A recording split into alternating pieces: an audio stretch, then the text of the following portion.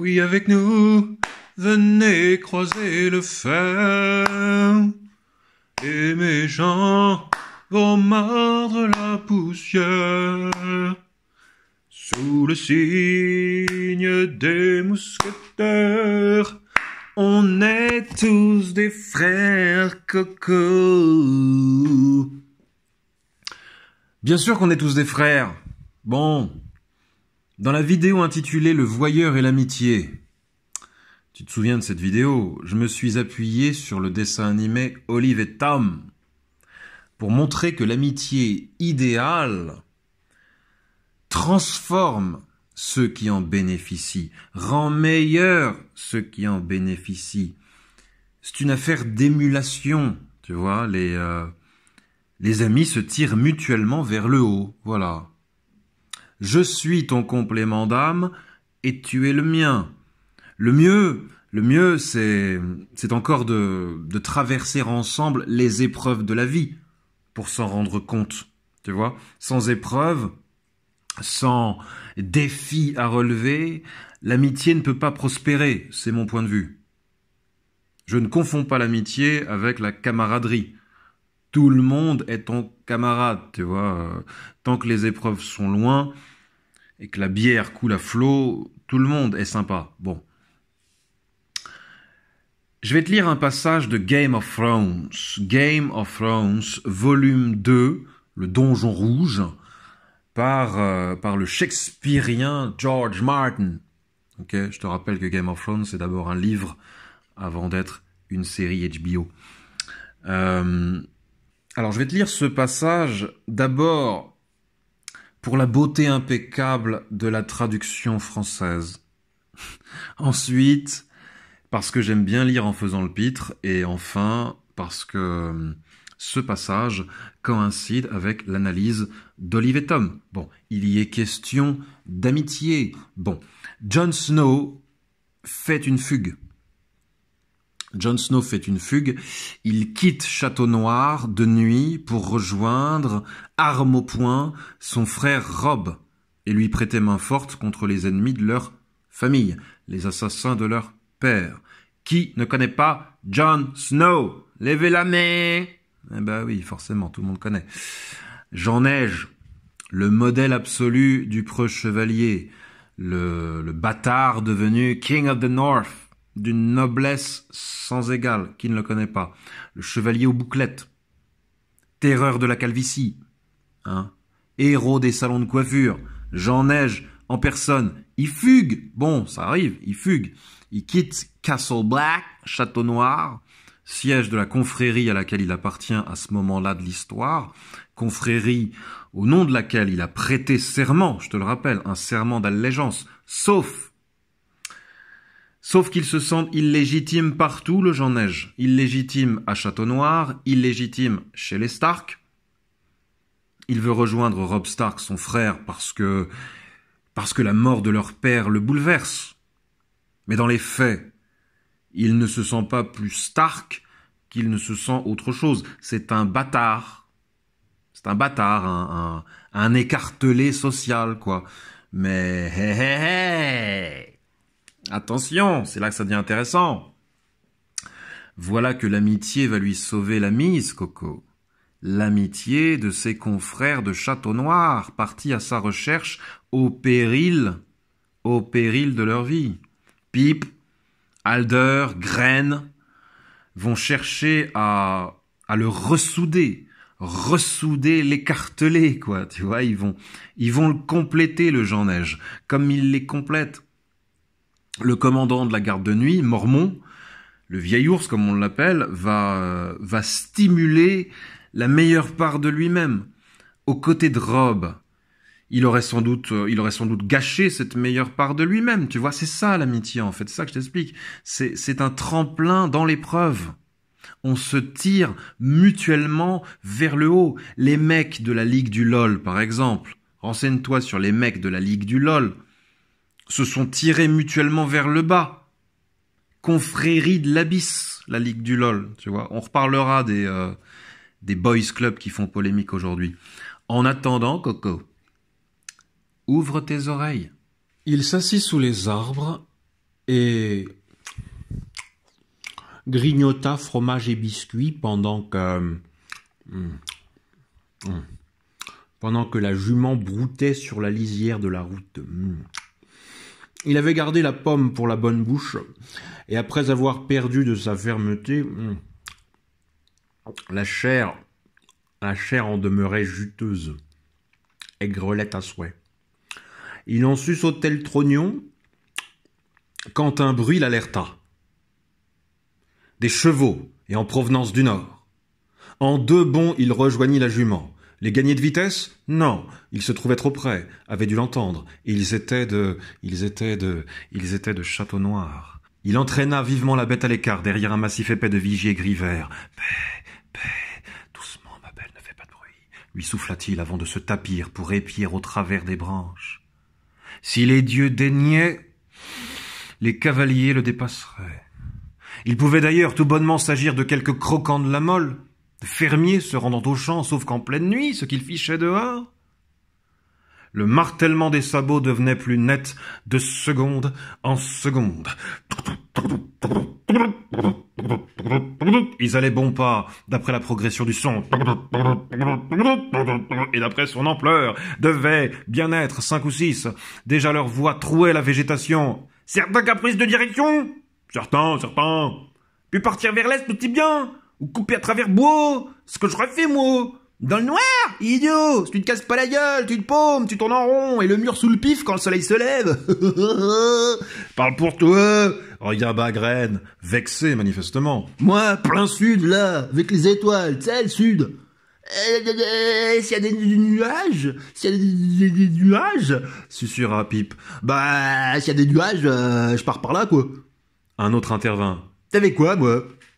Si j'étais lui, la Mole a creusé mon trou.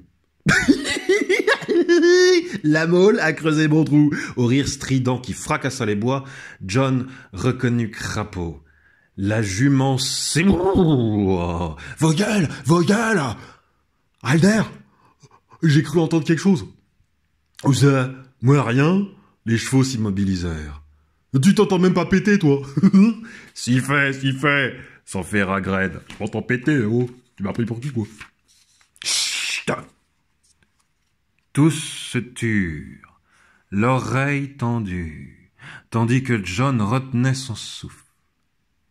Sam, songea-t-il, qui n'était allé ni chez le vieil ours ni au pieu, mais réveiller les autres, bande d'enfoirés, qu'ils ne soient pas au poste à l'aube et on les taxerait eux-mêmes de désertion. S'en doutait-il seulement? Le silence s'éternisait. De sa cachette, John ne discernait que les jambes des chevaux. Enfin, Pipe reprit. « T'avais entendu quoi ?»« Je sais pas, » reconnut Alder. « Un truc, comme un cheval, j'aurais dit, mais y a rien ici !» Du coin de l'œil, John entrevit se mouvoir une forme pâle dans les fourrés. Un frisson de feuilles et, fantôme, émergea des ombres si brusquement que la jument tressaillit et hennit. « Là !» cria Alder. « Cette fois, oui, j'ai entendu !»« Traître !» dit John au loup en sautant en selle. Mais à peine eut-il tourné la tête du cheval vers le profond des bois dans l'espoir de s'y fondre en douce qu'il se vit rejoint. « John !» piailla Pipe. « Arrête !» dit Graine. « Peut pas nous échapper !» Il fit volte-face en dégainant. « Arrière ! Ne m'obligez pas à vous frapper. Désolé, mais je le ferai. »« À 1 contre 7 !» répliqua Alder. Sur un signe de lui, les garçons se déployèrent pour cerner John. « Que me voulez-vous » s'insurgea-t-il. « Te ramener auprès des tiens » dit Pipe. « Les miens, c'est mon frère. »« Tes frères, c'est nous, maintenant » dit Graine. « C'est qui te couperont la tête, Stipron » argua Crapaud avec un rire nerveux. « C'est trop con. C'est une connerie juste pour le rock. » « C'est pas vrai, » protesta Graine. « Je suis pas comme ça. C'était sérieux quand j'ai juré. »« Moi aussi, » rétorqua John. « Mais vous ne comprenez donc pas? On a assassiné mon père. C'est la guerre et mon frère se bat dans le Conflans. Et on sait, déclara Pipe d'un ton solennel. Sam nous a tout dit. »« On est désolé pour ton père, » enchaîna Graine. Et c'est pas ça qui coince, mais une fois que t'as juré, y a pas peu pu partir. Je le dois, insista John avec ferveur. Rappelle-toi les termes du serment, glissa Pip. Voici que débute ma garde, as-tu dit. Jusqu'à ma mort, je la monterai. Je vivrai et mourrai à mon poste, poursuivit Graine en acquiesçant d'un signe. Je n'ai que faire qu'on me les serine. Je les connais aussi bien que vous. La moutarde lui montait au nez. Ne pouvaient-ils tous lui foutre la paix? Fallait-il vraiment lui rendre le départ encore plus déchirant? Je suis l'épée dans les ténèbres, entonna Alder. Je suis le veilleur au rempart, poursuivit Crapaud. John s'étant mis à les injurier, ils affectèrent une surdité totale. Pip poussa son cheval pour se rapprocher tout en récitant « Je suis le feu qui flambe contre le froid, la lumière qui rallume l'aube, le corps qui secoue les dormeurs, le bouclier protecteur des royaumes humains. Arrière !» l'avertit John, l'épée brandie. « Je ne plaisante pas, Pip !» Aucun d'entre eux ne portant seulement d'armure, il lui serait aisé de les tailler en pièces s'il le fallait. Mine de rien, Matar était parvenu à se placer derrière lui. Il fit à son tour chorus. « Je voue mon existence et mon honneur à la garde de nuit !» John poussa sa jument de manière à la faire tourner sur place. Il se trouvait désormais entièrement cerné. « Pour cette nuit !» Depuis la gauche, Alder pénétrait dans le cercle. Comme pour toutes les nuits à venir, acheva Pip. Il se pencha vers la bride de la jument. À toi de choisir maintenant. Tue-moi ou suis-moi. L'épée s'apprêta à frapper. Dut-y renoncer. Maudit sois-tu, gronda John avec désespoir. Maudits soyez-vous tous. Devons-nous te lier les mains ou nous donnes-tu la parole, je veux dire ta parole, de rentrer sans faire d'embarras? S'enquit Alder. Je ne m'enfuirai pas, si c'est ce que tu redoutes. Comme Fantôme s'aventurait à découvert, il le cloua du regard. Bravo pour ton aide. Une expression penaude à son prix, les prunelles rouges. Faudrait se manier, dit Pip. Qu'on soit pas de retour avant le point du jour, et c'est nos têtes à tous que le vieil ours voudra. Du trajet, Jon Snow retint peu de choses. Il lui sembla plus court qu'à l'aller, peut-être parce que son esprit divaguait ailleurs. Pip dicta l'allure, galop, pas, trop, galop de rechef. La Molle apparut, disparut, la lanterne rouge n'y brillait plus, et ils allaient si bon train que les tours de Château-Noir se silhouettèrent, encore assombris par la pâleur du mur, 1 heure avant l'aube, sous les yeux de John. Sans qu'il éprouvât cette fois l'impression de rentrer chez lui. On avait pu le ramener, se dit-il, on ne pourrait le retenir. La guerre n'allait s'achever ni demain, ni après-demain, et ses bons amis ne pourraient le tenir à l'œil jour et nuit. Il attendrait son heure en les berçant de l'illusion qu'il était satisfait de son sort, et, sitôt relâcher leur vigilance, envoler l'oiseau, en évitant cette fois la grande route, vers l'est par exemple. En longeant le mur, peut-être jusqu'à la mer, plus long mais plus sûr, ou même par l'ouest, jusqu'au pied des montagnes, et là, plein sud, en franchissant les plus hauts cols. La voie qu'empruntaient les sauvageons, tuante, périlleuse, mais du moins ne l'y suivrait-on pas? Et qui se maintenait toujours à 100 bonnes lieues de Winterfell et de la chaussée royale. Qu'il est bon ce petit livre, qu'il est bon. Il est bon ce George Martin. T'es bien d'accord avec ça? Bon. Alors, dans le passage suivant... Jean Neige rentre à bon port, il rentre à Château-Noir sous bonne escorte, tout déconfit de s'être fait rattraper, il a la rage contre Sam, tu sais, le Sam, le joufflu, hein, le copain Sam, le copain de toujours, il a la rage contre lui, hein, il l'a vendu auprès des autres copains, il n'a pas pu tenir sa langue, il a la rage et il s'attend à passer un très mauvais quart d'heure, je me suis craché dessus, un très mauvais quart d'heure dans le bureau du Lord Commandant, le vieil ours mormon. Bon. Mais alors là, c'est toute la beauté de la chose. Contre toute attente, le vieil homme, l'ours mal léché, qui est pas si mal léché que ça, lui pardonne d'avoir tenté de fuguer. Et ça, c'est quelque chose. Il lui remet les idées en place. En somme, il le convainc que sa place, sa véritable place, est aux côtés des membres de la garde de nuit, sa nouvelle famille, plutôt qu'aux côtés de son frère Robb. C'est écrit, pas moi qui l'ai inventé, hein, c'est George Martin. Voilà, c'est ce dont il lui fait part. En véritable ami et mentor, le vieil ours lui montre ce qu'il ne voit pas. Eyes wide open, c'est le rôle d'un ami. Il lui montre ce qu'il ne voit pas, à savoir que ses capacités seront bien plus utiles dans la guerre contre les marcheurs blancs, les zombies, plutôt que dans des disputes de roitelets, quoi. C'est moi qui m'assierai sur le trône de fer, non c'est moi, pousse-toi de là, chaise musicale et consorts. Ne perds pas ton temps, Jean Neige. Ta place est à nos côtés. Hein. C'est l'idée, dans une lutte beaucoup plus substantielle, beaucoup plus grave. La lutte contre les zombies. Voilà. Et à force de volonté, de bravoure, de prise de risque, Jean Neige va déjouer tous les pronostics, va devenir le roi qu'on connaît. De bâtard, il va passer à roi. Il enclenche la vitesse supérieure, de bâtard il passe à roi, spoiler de taré, mais tu le sais, tout le monde connaît la vie de Jean Neige, surtout toi, bon. Jean Neige est un roi de type méritocratique. C'est un roi de type méritocratique, exactement comme l'est Olivier Hatton. Il n'est pas Louis XIV. Tu vois, en ce qu'il n'est pas suffisant. J'en parlais dans la première vidéo sur l'amitié. Jean Neige n'est pas Louis XIV. Il est... comment te dire ça?